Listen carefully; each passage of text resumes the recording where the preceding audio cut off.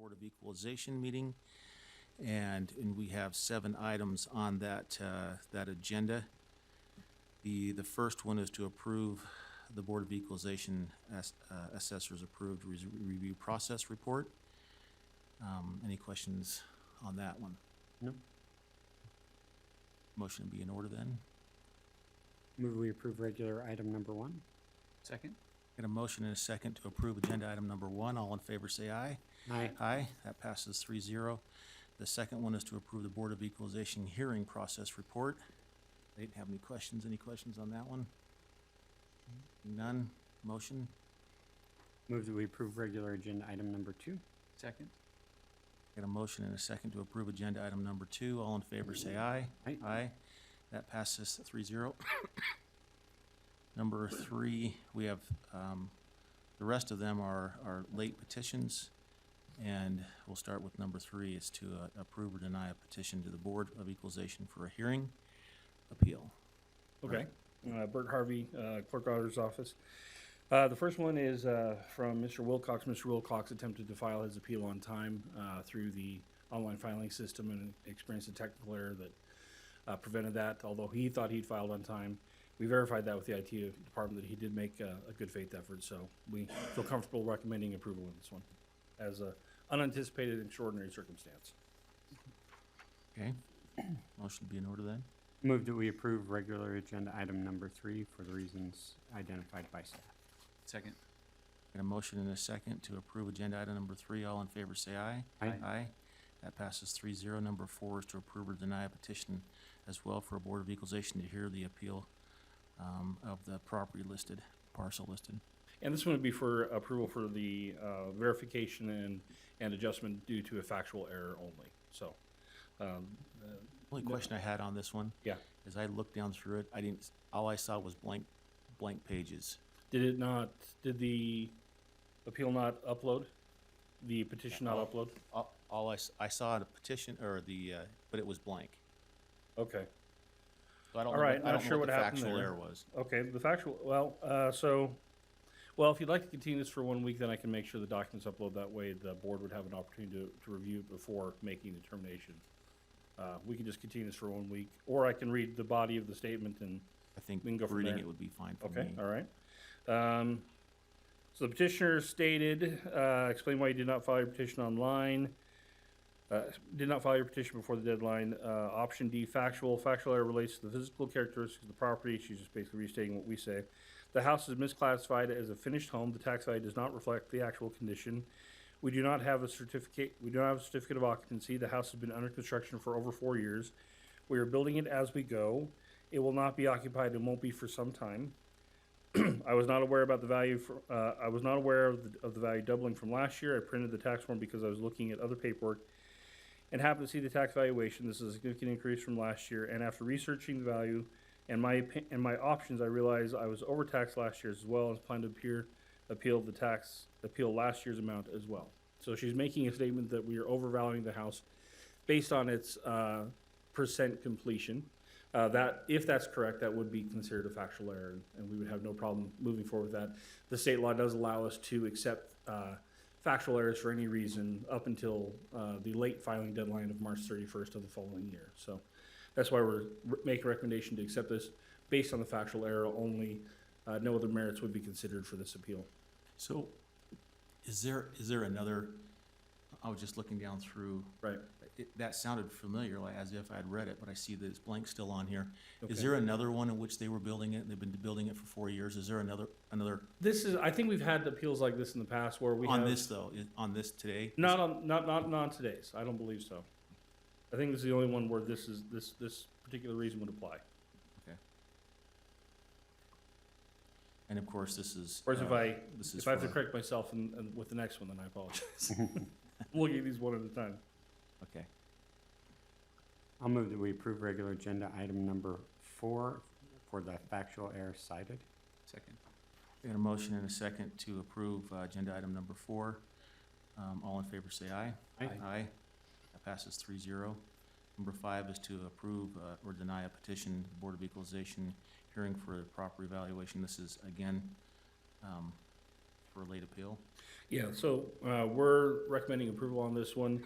The appellant stated that he lost both parents in the past year. So this is not necessarily a medical exemption. This would be, again, falling under the extraordinary unanticipated circumstances clause. You know, I can see the way through why this, losing both parents in a single year would cause you to, excuse other more mundane things from your existence if you were dealing with that.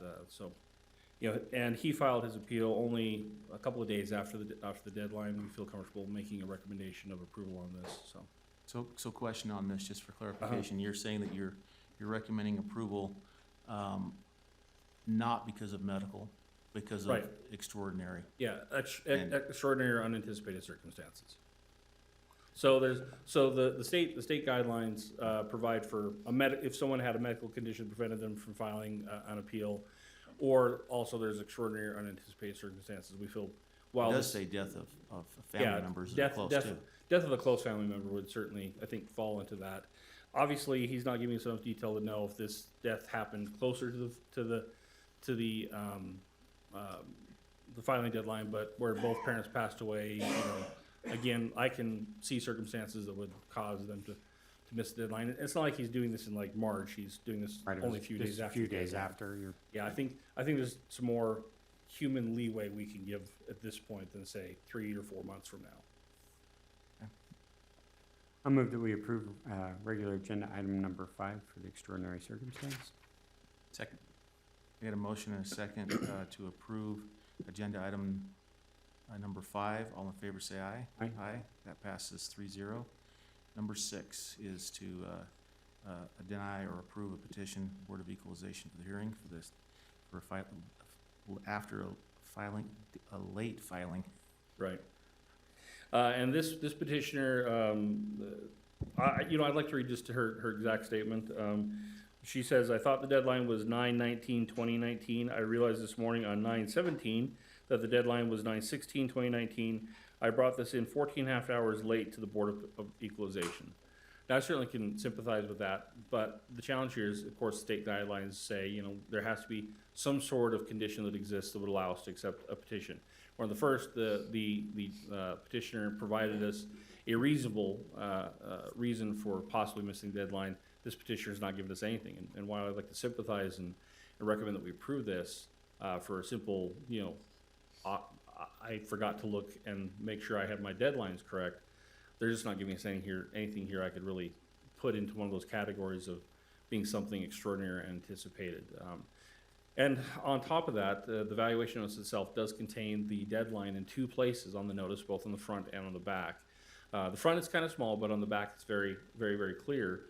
And I'm amazed at how many people say, "Well, I didn't read the back." Okay, well, the back has some very important information, and we can't obviously force everyone to read the notice and make sure they're aware of the deadlines. But so in this case, this is why we're recommending denial on this one. So a couple questions just Sure. on this, because they're pretty similar to the one before it in the sense that one was 14 hours, the other one was a couple hours. Yeah. The only difference is that one put more detail into it. Was there a question asked as to why? I mean, more than just what was stated? Or is it? No. We have not followed up with any other communication with the petitioner to ask, okay, why did you miss the deadline? I mean, we certainly can if that's what the board would like to see, to give the petitioner an opportunity to clarify this statement. We certainly welcome to doing that, because again, we don't invite them to come to this because this is simply just a chance to review the petition. But generally, I try to take things at face value. So Right. I mean, that's all you can do. Yeah. Yeah, it's just a little bothersome to me, because I don't know the circumstances. Right. And this is just to give them a hearing. yeah, so the process at this point, we're essentially just accepting their appeal after the filing deadline. There's no one that's made any review of the merits. We're not looking at what they're trying to do. We're simply saying, okay, you filed after the deadline. What's your reason? If your reason does or does not meet the standard, then we do or do not accept the appeal. So we actually haven't dug into the appeal at all yet. This is just the chance for the appeal to be heard, the appeal to be reviewed and heard by the board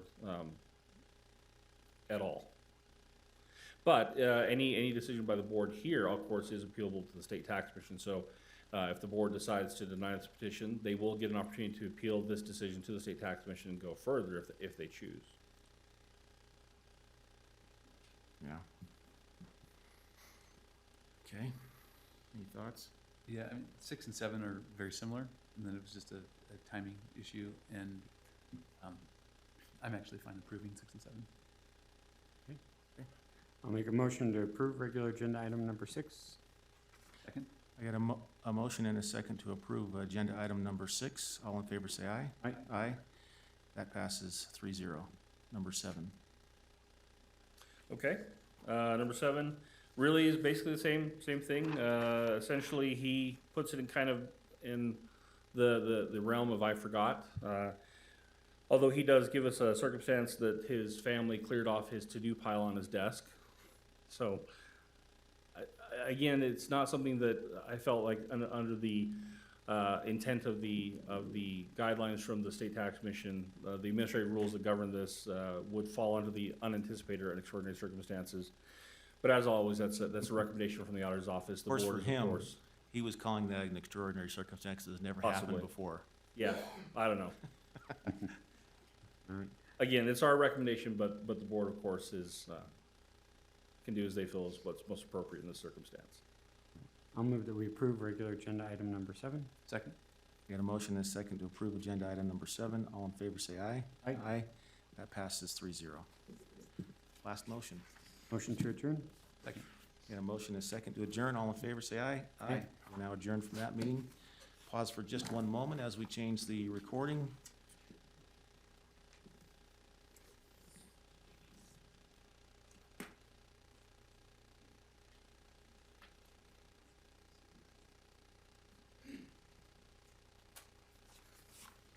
Ready? Okay. All right, we are now in the Board of County Commission meeting. And as always, we start with a prayer, reading, or a thought, and the Pledge of Allegiance, and we look to the audience to see if there was anyone in the audience who would like to participate with us in doing a prayer, reading, or thought, and also leading in the pledge. Is there anyone that would like to volunteer? None? Pledge? You got it. I can do the prayer, Bill. Prayer? Okay, thank you, Commissioner. Excuse me. Our beloved Heavenly Father, we humbly come before Thee at the start of this meeting, grateful to assemble together today as free people to discuss the affairs and governing of this beautiful county, which we are so fortunate to live in. As we begin these proceedings, we invoke Thy divine hand upon them, that they might guide and direct the decisions made here, that You might move us in ways that will best assist the people of this county to have the opportunities to be free and to pursue their dreams. We give Thee gratitude for the opportunity to assemble again, and for Thy hand which guides and directs all of us, and especially that keeps this beautiful country we are free to live in safe and a harbor for goodness. And we offer this prayer humbly in the name of our Savior Jesus Christ. Amen. Amen. Amen.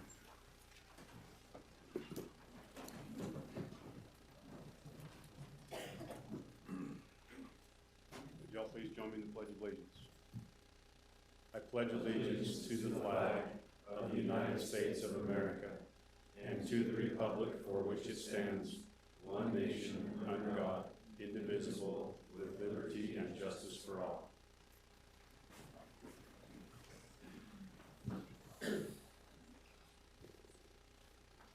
All right, thank you. Thank you for participating with us in that. For the Employee of the Month, could I have Sergeant Andrew Stewart come up?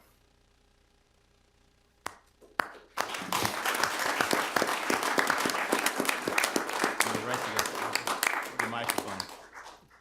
That way we'll give you a chance to speak afterwards. And we'll even give you more than 3 minutes if you'd like.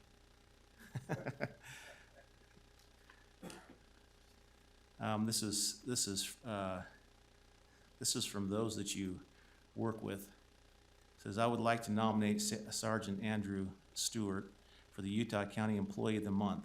This nomination comes with talking to the jail housing crew that Stewart supervises, other sergeants Stewart supervises, and the civilian staff at the jail. I, along with every member of Stewart's crew, would need to write several pages each to properly describe the positive impact he has had on our lives and careers. Sergeant Stewart has worked for the Sheriff's Office for the last 13 years and has been assigned to many different areas as a deputy, including housing, booking, and jail transition team, and served as the member of the Detention Response Team, DRT. As a sergeant, he has supervised housing, booking for the last 7+ years and has been the sergeant in charge of the DRT team. Stewart has also assisted the field training sergeant, Sergeant Clark, by overseeing the training and placement of new deputies throughout the jail on their rotation, assisting with the FTO program and supervising the DRT team adds to his list of responsibilities and liabilities. These include working long hours, extra training, and paperwork. Sergeant Stewart has done an excellent job with every assignment he has been given. Every day, Stewart is jumping in and helping wherever he can. He helps his crew run as smoothly as possible. Being the sergeant in charge of the DR team is a big undertaking in itself.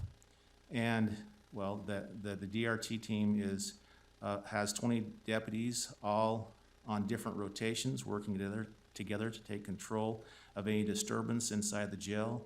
These disturbances range from the uncooperative inmate, and there's a little, they also tell of a story, and I'm not going to read the story. I'm very well aware of it.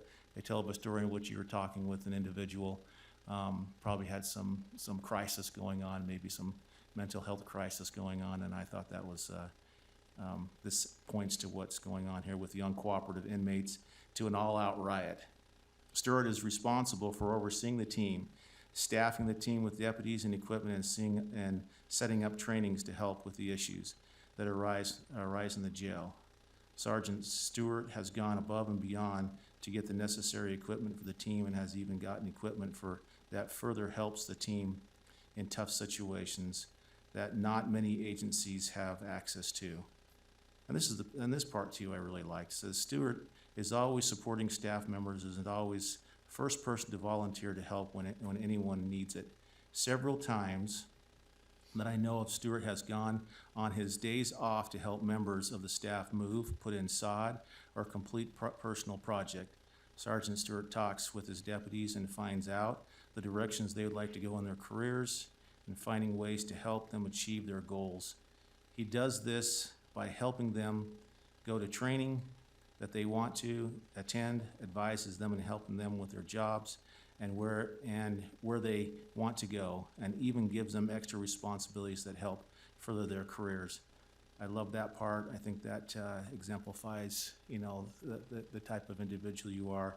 And again, it goes on and talks about that situation and how you're with the inmate population, you're firm, fair, and approachable. And so thank you for your service, and thank you for being the Employee of the Month. Now's your chance. You want to speak? You want to say anything? No? Okay. Well, we got some stuff here. We'll take some pictures down here too. Give you this stuff. Where do you want to take it? You want to take the pictures down there or up here? Let's go down here. Right down there?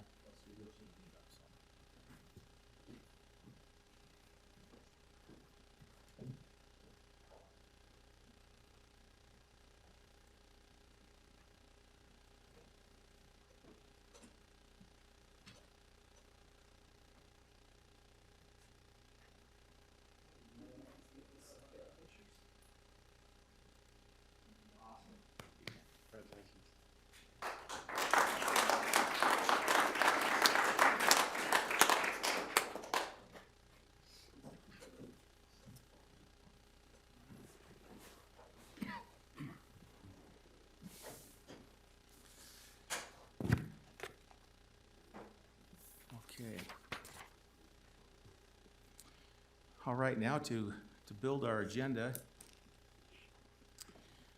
We will place all items that are published on our consent and our regular agenda on temporarily to a consent agenda to be approved, ratified, declared, or otherwise stated. And then we will pull things off from that agenda to be talked about. Looking at our consent agenda on item number 3, we can leave it on consent as far as I'm concerned. But the dog's name is Axe, we have 2 of them in there. One's Axe and one's Vito. So it's Axe, it's not Vito. Veto, veto. Yeah. So, I mean, if, that's just to make sure we have that on there. Otherwise, we can leave that on there unless there's any other questions on that one.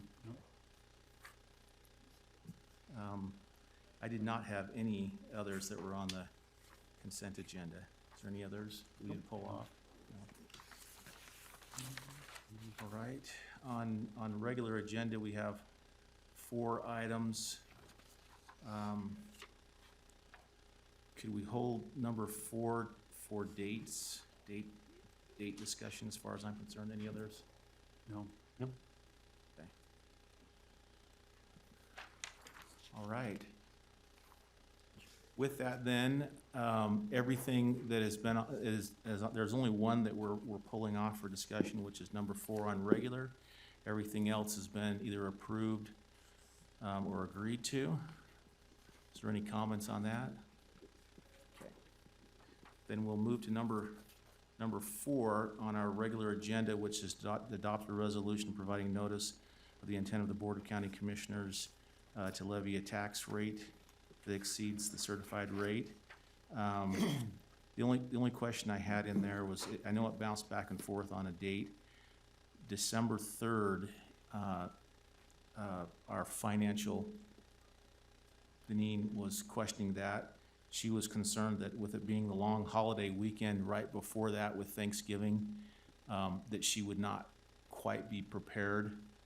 And so I was wondering if we shouldn't consider a different date. I'd be happy moving to the 10th. Okay, the 10th, we can't do the 10th because that happens to be the employee appreciation dinner that night. So I was wondering maybe the 11th. No, that's fine. Yeah. The 11th? Okay.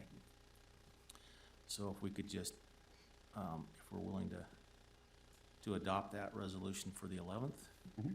motion be in order. I move that we adopt the resolution as stated in regular agenda item number 4, noting the change of date to December 11th. Second. We got a motion and a second to adopt the resolution as stated in number 4 with a change to December 11th at 6 p.m. All in favor say aye. Aye. Aye. That passes 3-0. All right. With our closed meetings, we'll need number 5, number 7, and number 8, unless anybody else needs number 6. I move that we strike regular agenda item number 6. Second? I got a motion and a second to strike agenda item number 6. All in favor say aye. Aye. Aye. Any opposed? Oh, I didn't. I think didn't I hear an did. aye. Okay, that was an aye. Okay, Yes. okay, that passes 3-0. I move that we approve regular agenda items number 5, 7, and 8, setting time for closed meetings to discuss those items at this location immediately following this meeting. Second? I got a motion and a second to approve and set a date, time, and locations for item number 5, number 7, and number 8. All in favor say aye. Aye. Aye. That passes 3-0. If we could go into our closed meetings and then come out of our closed meetings for the work session, the individuals will not be here till 10. Okay. That's all right. Okay. So we'll come back for that work session. Thank you for being here, and we'll go into our closed meetings.